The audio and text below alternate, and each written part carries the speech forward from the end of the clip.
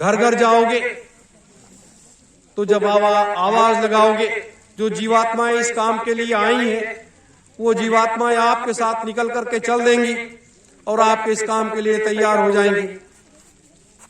क्योंकि अब समय परिवर्तन का है, अब समय बदलाव का है, अब समय उस मंजिल को तय करने का है। मेरे धर्म प्रेमी गुरु भाई बहनों, और इन राजनीतिक नेताओं के साथ जाने से कोई फायदा नहीं है। ये राजनीतिक लोग आपको कुछ नहीं दे सकते हैं।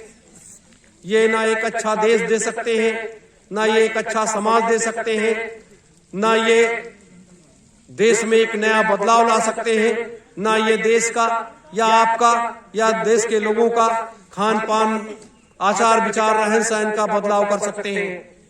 ये राजनीतिक लोग जो सत्ता में हैं या सत्ता के बाहर हैं, ये लोग तो चाहते हैं कि देश के लोग सारे शराबी हो जाएं, देश के सारे नशेड़ी हो जाएं। जब ये लोग शराब पीने लगेंगे, नशा करने लगेंगे, तो हमारा जिंदाबाद मुर्दाबाद भी बोलेंगे और इनके घरों की संपत्ति हमारे घरों में आएगी, हमारी सरकार के खजानों को भरेगी। तो इन नेताओं से तो आपका कल्याण होने वाला नहीं है। किसी का कोई कल्याण देश के राजनेताओं से कुछ होने वाला नहीं है। ये सारे राजनेता उस पथ भ्रष्ट के उस राही हैं जिसकी आप कल्पना भी नहीं कर सकते हो। और रही बात सत्ता के उस मान वैभव की, जैसे मथुरा है, मथुरा अपने स्वामी जी महाराज का आश्रम है, वहां पर पंकज बाबा बैठे हुए हैं। वो समाज को सुधारने का बात करते हैं।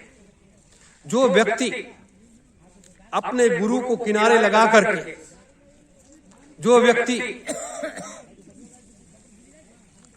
अपने गुरु के ऊपर वार कर सकता है, उनको भगा सकता है, उनके आश्रम पर कब्जा कर सकता है, वह व्यक्ति मानव का सुधार कैसे कर सकता है? जब वो अपना ही सुधार नहीं कर पाया तो वो मानव का क्या सुधार करेगा, मनुष्य का क्या सुधार करेगा? तो आज का दौर यही है। लेकिन किसी जन्म का उसका पुण्य उदय हुआ। कारण क्या था? जब जरासंध बार बार मथुरा पर चढ़ाई कर रहा था और जब जरासंध को भगवान कृष्ण ने मारा, तो ऐसी स्थिति में उसने ये कहा कि वो मथुरा पर राज करना चाहता था। तब भगवान कृष्ण ने कहा कि जाओ, तुम कलयुग में जो है तुमको 13 वर्ष का राज्य जो है मथुरा का मिल जाएगा।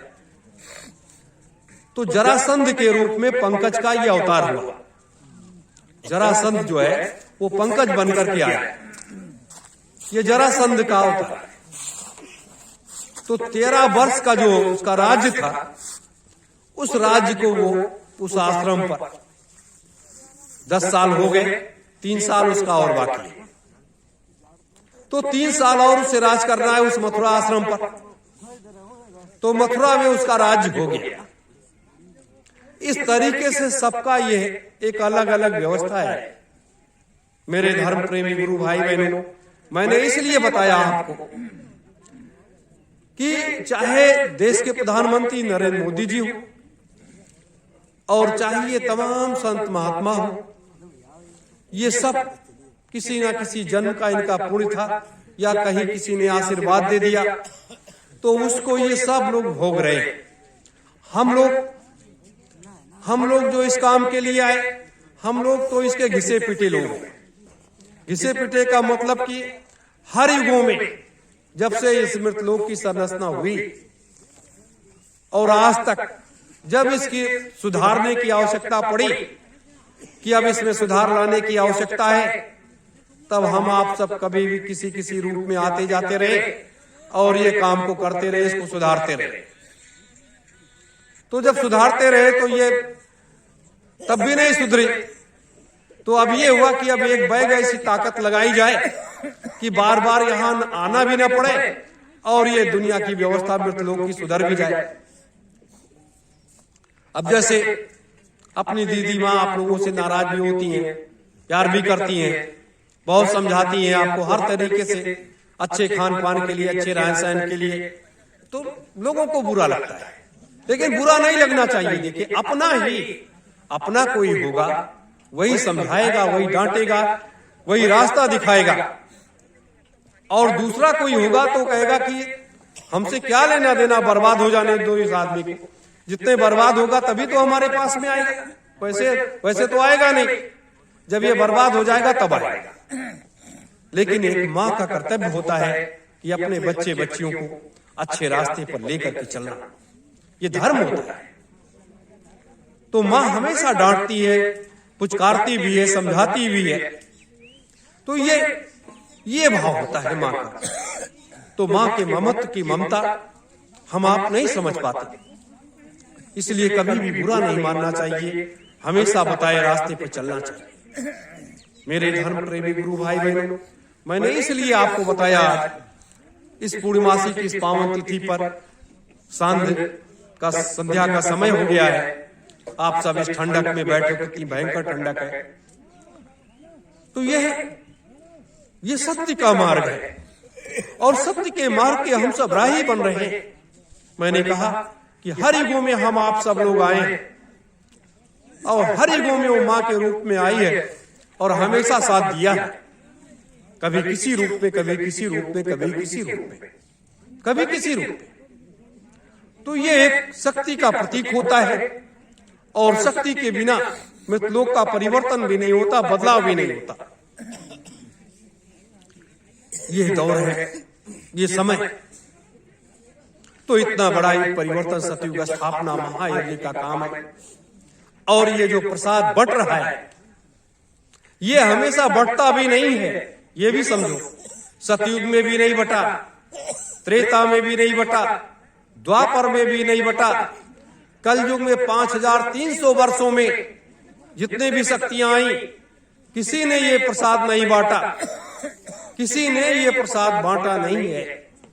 जो प्रसाद आज सतयुग तीर्थ की इस पावन धरा पर बंट रहा है, ये प्रसाद अगर आप ले लोगे, क्योंकि ये गुरु का, उस परम पुरुष का, उस भगवान शिव का बनाया हुआ ये प्रसाद अखंड प्रसाद है, जिस प्रसाद को प्राप्त कर लेने के बाद व्यक्ति को मुक्ति और मोक्ष मिल जाता है। आत्मा वो परमात्मा में विलीन हो जाता है, और आनंद ही नहीं, परम आनंद मिलने लगता है। इसीलिए सुरत शब्द योग का वो रास्ता तैयार करो, वो रास्ता तैयार करो, और समय निकालो। घर परिवार की जिम्मेदारियों को समझो। मैं नहीं कहता कि घर परिवार छोड़ दो, नाते रिश्तेदार छोड़ दो, दुकान छोड़ दो, दफ्तर छोड़ दो, खेती बाड़ी छोड़ दो। नहीं, ये सब करते हुए, ये सब कुछ करते हुए आप महीने में 3-4 दिन का, 5 दिन का समय, 25 दिन अगर इन सब कामों के लिए देते हो, तो 5 दिन इस काम के लिए आप निकाल लो। क्योंकि 5 दिन का ये जो है, ये 5 लाख वर्ष में भी आप ढूंढोगे, 5 लाख वर्षों में भी ढूंढोगे तो आपको नहीं मिलेगा जो इसमें ये 5 दिन में जो मिल जाता है। तो ये समय आपको निकालना हो। मेरे धर्म प्रेमी गुरु भाई बहनों, मैं ये तो नहीं कहता कि आप बैरागी बन जाओ, आप साधु महात्मा बन जाओ, गृहस्थ आश्रम में रह करके और मानवता की रक्षा करने के लिए, गुरु का काम करने के लिए और नव सतयुग की स्थापना करने के लिए हम आप सब इस मृतलोक में आए हैं। और ये हमारी आप सबकी नैतिक जिम्मेदारी है, और इसका निर्वहन करते हुए इस कार्य को करो। दूसरी बात यह है कि 25 दिन आप कमाओ, एक दिन की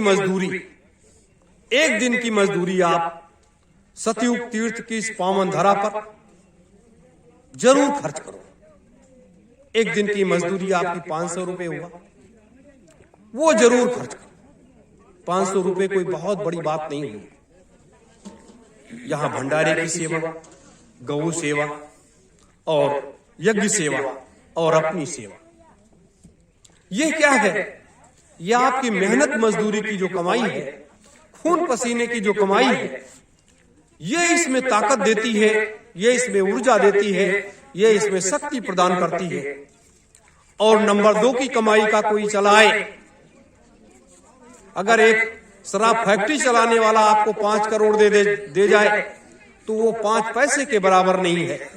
एक बूचड़ खाने चलाने वाला आपको 500 अरब दे जाए तो वो 5 अन्य बराबर भी नहीं है। इसलिए और आपका 5 रुपए भी वो 5 अरब खरब के बराबर है, क्योंकि इसमें खून और पसीने की कमाई, मेहनत की कमाई है। मेरे धर्म प्रेमी गुरु भाई बहनों, इसलिए कभी काम करने में कभी शर्म भी नहीं करना चाहिए और कभी परिवार में बात करने में भी शर्म नहीं करना चाहिए। ये आज जो कुछ है, जो कुछ आप लोगों ने बनाया है, जो कुछ किया है, ये सब आप सबों ने ही तो किया है। ये सब कुछ आप सबों ने बनाया है। मालिक की दया है, उनका आशीर्वाद है और आप सबों ने मेहनत किया है, आप सबों ने सेवा दिया है, आप सबों ने सब कुछ किया है।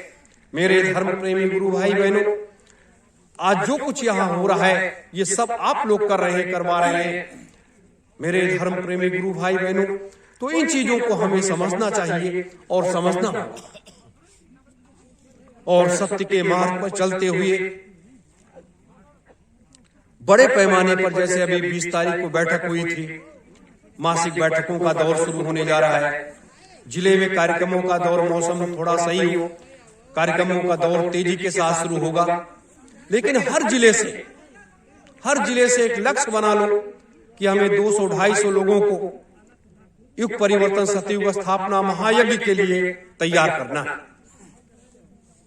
हर जिले 1 महीने के अंदर आपको फरवरी के अंदर 200-250 लोगों को तैयार करके देना, क्योंकि समय रह नहीं गया है और समय तेजी के साथ आ रहा है और काम भी तेजी के साथ आ रहा है। और वो मालिक आदेश कर रहा है कि कार्य को गति दो, काम को गति दो और व्यवस्था में तेजी के साथ बदलाव लाओ। तो अब ये समय आ गया है।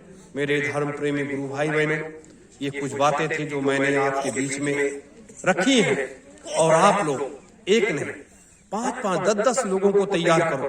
प्रत्येक पूर्णिमा को लेकर के आओ और अपने घरों से जब भी आओ तो 10 ग्राम, 5 ग्राम, 100 ग्राम चावल जरूर लेकर के आओ। और तिल हो सके तो ले आइए, नहीं तो यहाँ व्यवस्था किया जाएगा।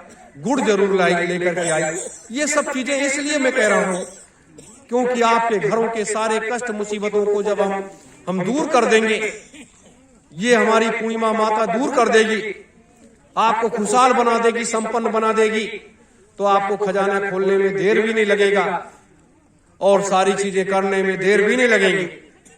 तो ये चीजें 100-50 रुपए इसमें खर्च हो जाएंगे, कोई बात नहीं, लेकिन इतना जरूर करो क्योंकि अब इसकी आवश्यकता पड़ी है, इसकी आवश्यकता पड़ी है। और बैठ करके आप हवन करो, जल्दबाजी मत करो, जल्दबाजी से काम नहीं। बस इन्हीं शब्दों के साथ आप सभी धर्म प्रेमी गुरु भाई बहनों को सादर सत्योम जय गुरुदेव। फिर अपने लोग रात्रि में बैठेंगे वो छप्पर के नीचे अगर समय मिला तो, और शेष और कार्यकर्ता पदाधिकारी गण आपको कार्य योजना के बारे में, जैसे वकील साहब हैं, चौधरी साहब हैं, शास्त्री जी हैं, भवाल सिंह जी हैं, ये लोग सब आप लोगों को विस्तार से आज रात में बैठ करके बताएंगे। बस इन्हीं शब्दों के साथ आप सभी धर्म प्रेमी गुरु भाई बहनों को सादर सत्योम जय गुरुदेव।